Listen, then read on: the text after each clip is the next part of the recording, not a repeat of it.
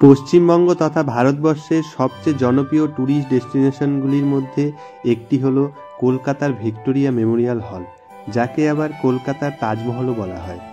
Hello guys, আমি আজকে কলকাতার ভিক্টোরিয়া মেমোরিয়ালে আছি। আজকে এই ভিক্টোরিয়া মেমোরিয়ালটা ঘুরে দেখবো, সাথে আপনাদেরকেও দেখিয়ে দেবো ভিক্টোরিয়া মেমোরিয়ালে কোথায় কি রয়েছে। তাই আপনারা ভিডিওটা দেখুন আর অবশ্যই জানাবেন যে ভিডিওটা কেমন লাগলো। চলুন তাহলে শুরু করছি এই ভিডিওটি।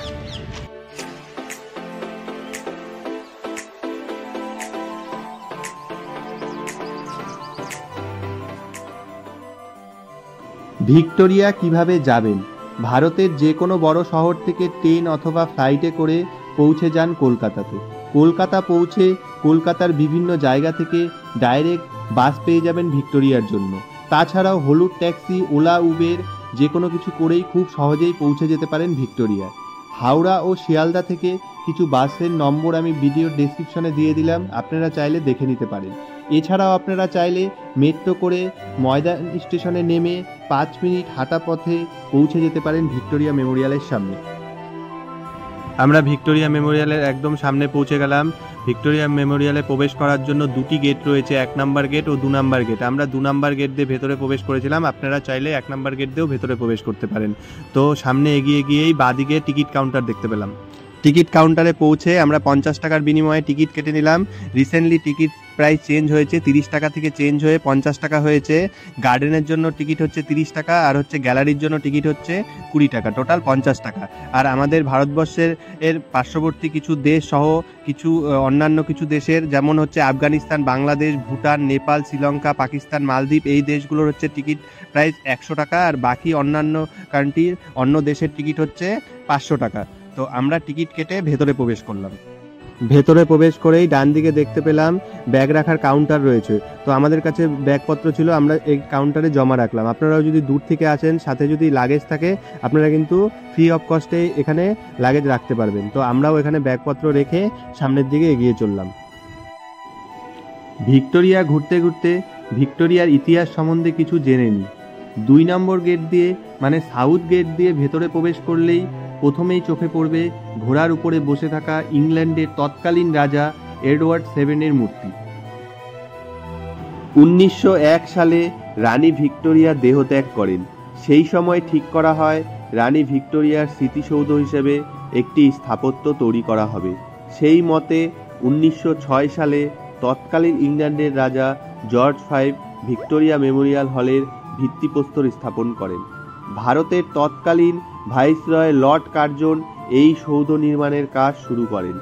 ভারতীয় ও ব্রিটিশদের যৌথ উদ্যোগে তৎকালীন ভারতীয় 1,05,00,000 টাকায় এই সৌধের নির্মাণ কাজ সম্পূর্ণ হয় এবং 1921 সালে এটি জনসাধারণের জন্য খুলে দেওয়া হয়। ভিক্টোরিয়া মেমোরিয়াল হলের শীর্ষে অবস্থিত রয়েছে ইটালিয়ান ডিজাইনে তৈরি 16 ফিট লম্বা ব্রোঞ্জের পরী, যা হাওয়ার গতি অনুসারে দিক পরিবর্তন করে থাকে। ভিক্টোরিয়া মেমোরিয়াল হলের চারদিকে রয়েছে সুসজ্জিত বাগান ও ছোট ছোট জলাশয়। এখানে কিন্তু বাইরে থেকে খাবার নিয়ে আসা অ্যালাউ আছে, তাই আপনারা চাইলেই ফ্যামিলি ও বন্ধু বান্ধবী নিয়ে এখানে কিন্তু ছোটোখাটো পিকনিক সেরেই ফেলতে পারেন।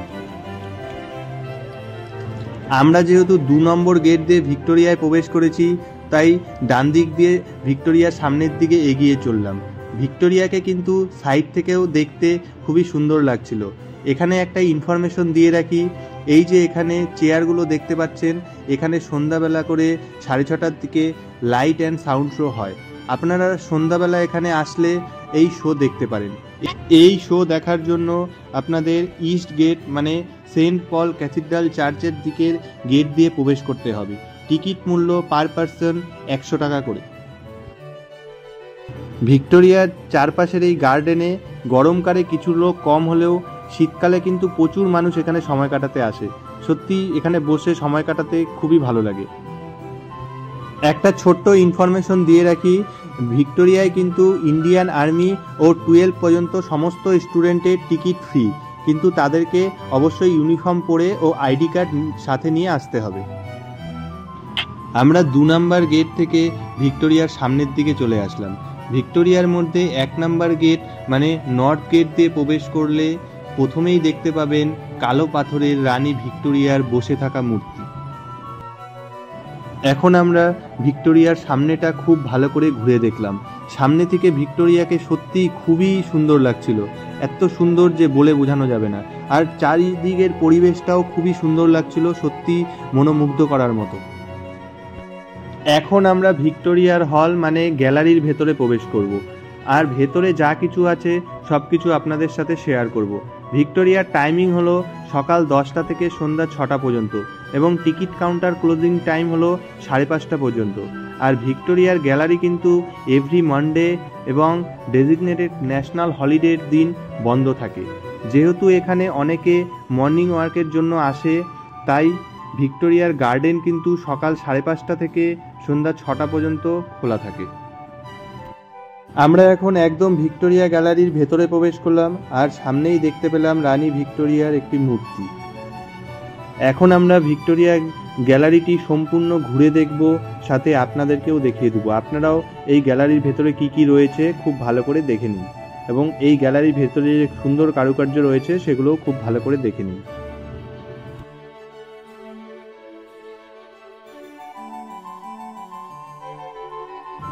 ভিক্টোরিয়ার গ্যালারি ঘুরতে ঘুরতে আরও কিছু তথ্য আপনাদের সাথে শেয়ার করে নিই।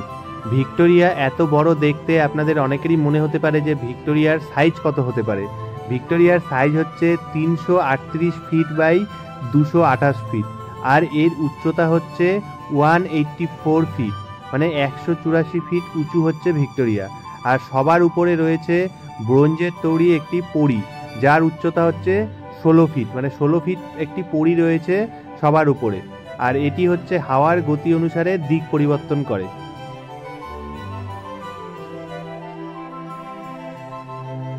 সাদা দেখতে এই ভিক্টোরিয়া মেমোরিয়ালটি কিন্তু হোয়াইট মাখরান মার্বেল দিয়ে তৈরি।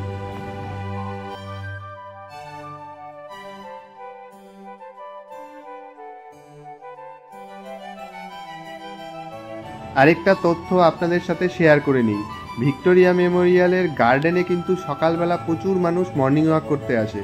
মর্নিং ওয়াক করতে আসার জন্য ডেইলি টিকিট হচ্ছে 30 টাকা পার পারসন, আর মান্থলি টিকিট হচ্ছে সিনিয়র সিটিজেনদের জন্য 1000 টাকা, আর হচ্ছে আদার্স বাকি সবার জন্য 2000 টাকা।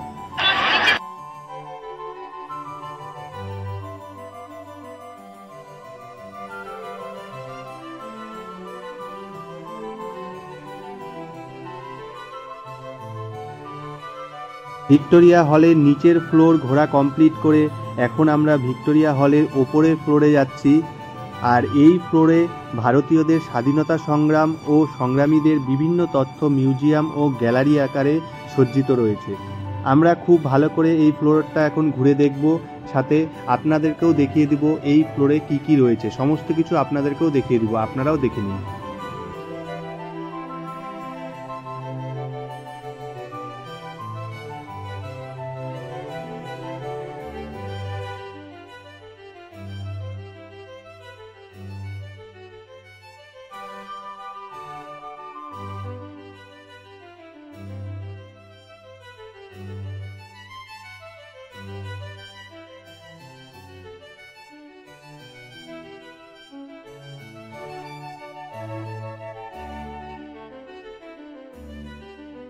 ভিক্টোরিয়া হলের ওপরের ফ্লোর খুব ভালো করে ঘুরে আমরা বাইরে বের হলাম। ভিক্টোরিয়ার ওপর থেকে বাইরের ভিক্টোরিয়ার গার্ডেনের দৃশ্য দেখতে কিন্তু বেশ ভালো লাগে, খুবই সুন্দর লাগে। আমরা এখন ওপর থেকে নিচে নেমে আসলাম, আর এখন আমরা ভিক্টোরিয়া থেকে বাইরের দিকে বেরিয়ে যাওয়ার জন্য এগিয়ে চললাম। আমরা যতটা সম্ভব ভিক্টোরিয়া মেমোরিয়াল হল ঘুরিয়ে দেখালাম। এরপরও যদি ভিক্টোরিয়া মেমোরিয়াল হল নিয়ে কোনো কিছু জানার থাকে তাহলে কিন্তু অবশ্যই কমেন্টে প্রশ্ন করতে পারেন। তাহলে ভিক্টোরিয়া মেমোরিয়ালের ভিডিওটা আমার এখানেই শেষ হচ্ছে। আপনাদের কেমন লাগলো আমার ভিডিওটা অবশ্যই জানাবেন, আর ভিক্টোরিয়া মেমোরিয়াল ঘুরে কেমন লাগলো অবশ্যই জানাবেন। আর চ্যানেলটা যদি সাবস্ক্রাইব না করা থাকে অবশ্যই সাবস্ক্রাইব করে পাশে থাকবেন, সাপোর্ট করবেন। নতুন কোনো ভিডিও নিয়ে খুব তাড়াতাড়ি আবার দেখা হচ্ছে। আপনারা ভালো থাকবেন, সুস্থ থাকবেন।